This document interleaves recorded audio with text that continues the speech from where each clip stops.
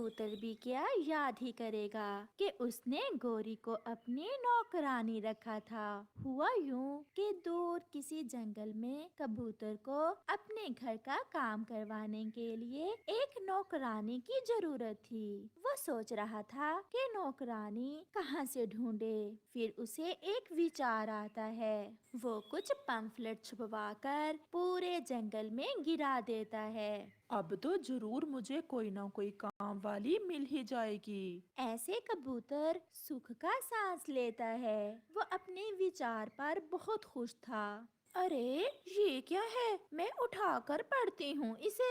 मुझे एक काम वाली नौकरानी की जरूरत है। मैं कबूतर इसी पहाड़ों वाले जंगल में रहता हूँ। अगर किसी ने काम करना हो तो मुझसे राब्ता करे। अच्छी तनख्वाह मिलेगी। मैं भी तो किसी काम की ही खोज में हूँ। क्यों ना कबूतर के पास ही काम कर लूँ।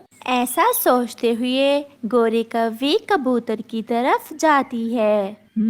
तो क्या खाना बनाना आता है तुम्हें? क्यों नहीं साहिब, मेरे पंखों में बहुत स्वाद है। मैं कौन सा तुम्हारे पंख खाऊंगा। सीधे से बताओ कि खाना आता है बनाना या नहीं। साहिब, आप तो गुस्सा ही कर गए। मैं सब खाना बना लेती हूँ और सारे घर के काम कर सकती हूँ। ऐसे गोरी कौवी कबूतर के घर के काम करने लगती है। कुछ दिन बाद। काम वाली मासी कहाँ हो? साहब, मेरा नाम गौरी है। आप इतना लंबा नाम लेने से अच्छा है मेरा असल नाम गौरी ही ले लिया करें।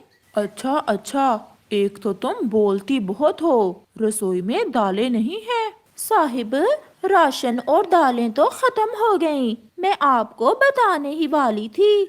मेरी जानने वाली एक चील है। उसकी नौकरानी 1 किलो दाल से पूरा महीना चला लेती है और तुमने 2 दिन में ही सारी दालें खत्म कर दी। साहिब, मैंने कौन सा खुद खा ली है। आपको ही पका कर खिलाती हूँ। खैर, आगे से कुछ ऐसा करूँगी कि दालें ज्यादा देर चलें। दूसरे रोज कबूतर थका हुआ शाम को घर आता है। साहिब, आपके लिए पानी लाऊं? नहीं, मुझे भूख लगी हुई है, खाना दो। मैं अभी खाना लाई साहिब। फिर गौरी रसोई से रोटी लेकर आती है। ये क्या, रोटी खाऊंगा किस चीज से? दाल नहीं बनाई साथ? अभी कल ही तो मैंने पूरी 1 किलो दाल ला कर दी है। साहिब, ठहरे तो। ऐसा कहते हुए गौरी एक पाइप टूटी से लगाकर ले आती है। ये ले साहिब, रोटी खाएं और साथ में दाल इस पाइप से पी लें। पागल हो गई हो? ये क्या कह रही हो तुम? साहिब, मैं भी चील की नौकरानी की तरह सियानी हो गई हूँ। मैंने थोड़ी सी दाल पकाकर पानी वाली टैंकी में डाल दी है। अब पूरा महीना ही खत्म नहीं होगी दाल। ये सुनकर कबूतर अपना सर पकड़कर बैठ जाता है। तुम कोई बड़ी पागल हो। साहिब, मैंने भला ही किया था आपका। स्वाद अच्छा है। आप पाइप को चोंच तो लगाएं, मैं टूटी खोलती हूँ। उस चील की नौकरानी से तुम्हारा क्या मुकाबला? चील उसे एक काम करने भेजती है तो वो सारे काम एक साथ ही करके वापस लौटती है। वो कैसे साहिब? अभी कल ही चील ने अपनी नौकरानी को बल्ब लेने भेजा तो उसकी नौकरानी वापस आते हुए लालटेन और मिट्टी का तेल भी ले आई। साथ में एक मोमबत्ती भी थी। साहिब, वो क्यों? मुझे पता था तुम पूछोगी, इसलिए कि अगर बिजली चली भी जाए तो लालटेन से रोशनी हो या फिर मोमबत्ती जला ली जाए। मैं भी कुछ ऐसा ही करने की कोशिश करूंगी साहिब। कुछ दिन गुजर जाते हैं। एक दिन कबूतर को बुखार हो जाता है और कबूतर अपनी नौकरानी गोरी कव्वी से कहता है। गोरी, जाओ और बुलबुल डॉक्टर को लेकर आओ, मुझे सख्त बुखार है। मैं अभी गई साहिब। ऐसा कहते हुए गोरी कव्वी डॉक्टर को लेने चली जाती है। बुलबुल डॉक्टर, जल्दी चले, मेरे मालिक कबूतर को तेज बुखार है। मैं अभी आती हूँ। باقی سارے کام بھی ابھی کر لیتی ہوں، ایسا نہ ہو کہ صاحب پھر سے چیل کی نوکرانی کا طعنہ دیں۔ پھر گوری کچھ چیزیں لیتی ہے اور بلبل کو ساتھ لے کر کبوتر کی طرف جاتی ہے۔ گوری، تم نے بہت دیر کر دی آنے میں۔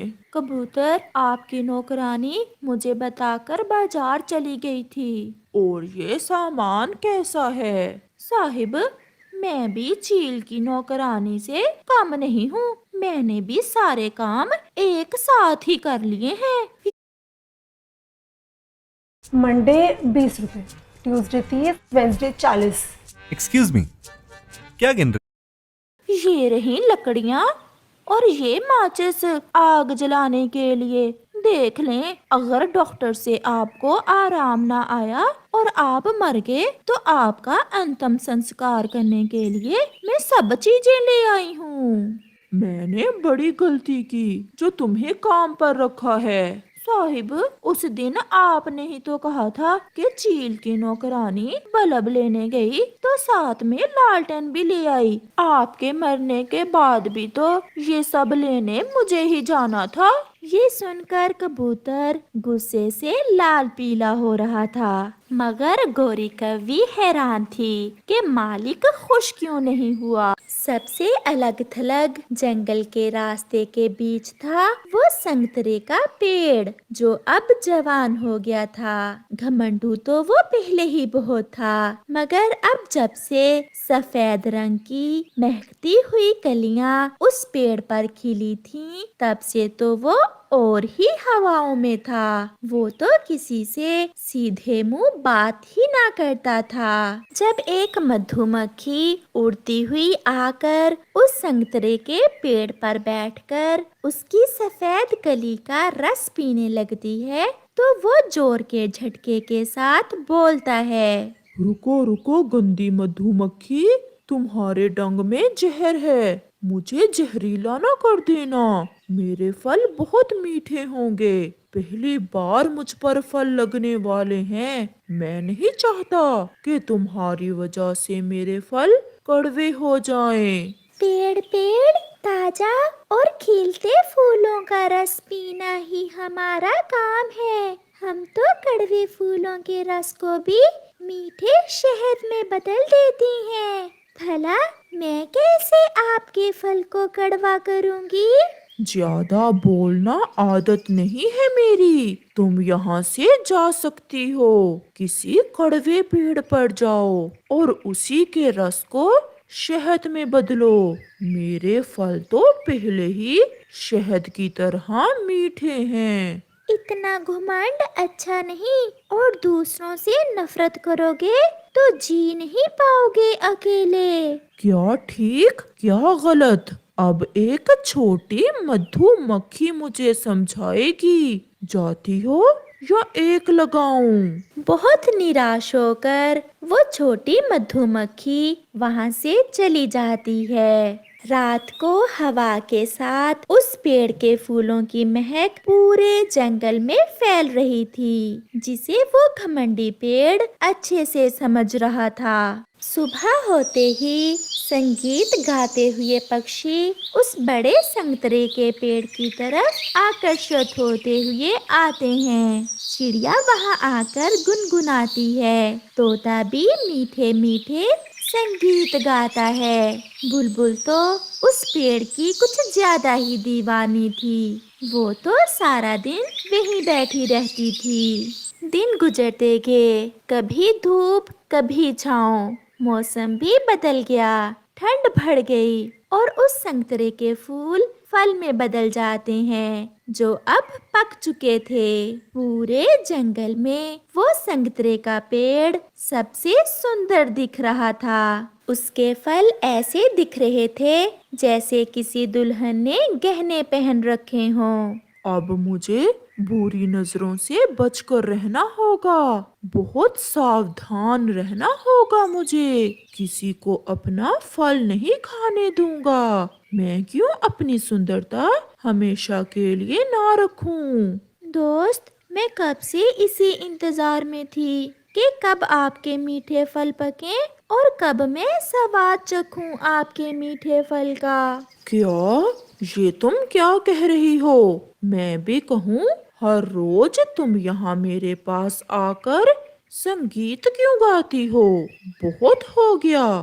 اگر میرے پھل کھانے کا ارادہ ہے تو تم یہاں سے جا سکتی ہو۔ مگر کیوں دوست؟ ہم پکشی اور پیڑ ایک دوسرے کے سہارے ہی تو زندہ ہیں۔ ہمارے میٹھے سنگیت سننے سے ہی آپ کے پھل میٹھے ہوتے ہیں۔ کیا اچھا، کیا برا؟ اب کیا ایک چھوٹی بلبل مجھے سمجھائے گی؟ جاؤ جاؤ موٹو، کہیں سے جا کر بیری کے پھل کھاؤ، میرے پھل کوئی نہیں کھا سکتا۔ بلبل نراش ہو کر وہاں سے چلی جاتی ہے۔ کچھ دن گزر جاتے ہیں اور پھر اس سنگترے کا ایک پھل خراب ہو جاتا ہے۔ ایک پھل خراب ہو گیا، کوئی دقت نہیں، مجھ پر اور بھی بہت سارے پھل ہیں۔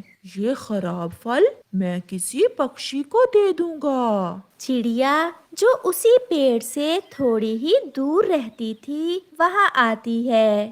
میں سمجھ گیا، میں سب سمجھ گیا، مجھے سب پتا ہے تم یہاں کیوں آئی ہو۔ پھل چاہیے کیا؟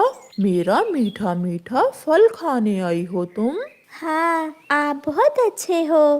پہلی بار پھل لگے ہیں آپ کے اوپر۔ جب آپ چھوٹے سے تھے تب سے میں آپ کی سیوا کر رہی ہوں۔ اچھا اچھا، زیادہ مکھن نہ لگاؤ، وہ اوپر والی ڈال پر جو پھل ہے وہ تم کھا سکتی ہو۔ مگر دوست وہ پھل تو خراب ہے، وہ تو کالا ہو گیا ہے۔ آپ کا بوجھ کم ہو جائے گا، آپ ہمیں اپنے میٹھے پھل کھانے دیں۔ کیا اچھا، کیا برا، مجھے سب پتا ہے۔ اب چھوٹی چڑیا مجھے سمجھائے گی۔ وہ پیڑ سب کے ساتھ ایسا ہی کرتا اور سب کو یہی کہتا، طوطا کیا کبوتر کیا، وہ سب کو بھگا دیتا۔ کالو کوا تو خراب پھل ہی کھا لیتا اور خوش ہو کر وہاں سے چلا جاتا۔ پھر ایک رات ہوا تیز تھی جو آہستہ آہستہ آندھی میں بدل جاتی ہے۔ سنگترے کے پیڑ کی شاخائیں پھل کے بوجھ سے جھکی ہوئی تھیں۔ تیز ہوا کے سامنے وہ بڑا پیڑ بہت چھوٹا ہو گیا تھا۔ وہ سنگترے کا پیڑ بہت مشکل سے کھڑا تھا۔ اپنے ہی پھلوں کا بوجھ اب اس کے لیے مصیبت بن گیا تھا اور پھر آہستہ آہستہ اس پیڑ کی سبھی شاخائیں ٹوٹ جاتی ہیں اور ایک تیز ہوا کے جھونکے سے وہ پیڑ جڑ سے ہی اکھڑ جاتا ہے۔ اس پیڑ کے اپنے ہی پھل اس کے مرنے کا سبب بن گئے تھے۔ صبح تو ایسے تھی جیسے جنگل میں کبھی طوفان آیا ہی نہ ہو۔ پکشی سنگیت گا رہے تھے اور وہ سنگترے کا پیڑ اپنی آخری سانسیں گن رہا تھا۔ آسمان اس کی آنکھوں کے سامنے گھوم رہا تھا۔ دوست، میں خوش نہیں ہوں تمہیں مرتا دیکھ کر۔ مجھے بہت دکھ ہے کہ تمہارے اپنے ہی میٹھے پھل تمہاری جان لے گئے۔ چڑیا، طوطا اور کبوتر بھی دکھی تو تھے مگر وہ اب کچھ نہیں کر سکتے تھے۔ وہ پیڑ بہت کچھ کہنا چاہتا تھا ان پکشیوں سے مگر اب اس کی سانسیں رک رہی تھیں۔ پیارے دوستو، سنگترے کے پیڑ کی طرح کبھی بھی خود پر گھمنڈ نہ کرو کیونکہ غرور کا سر ہمیشہ نیچا ہوتا ہے۔ آپ کا دھنیہ واد۔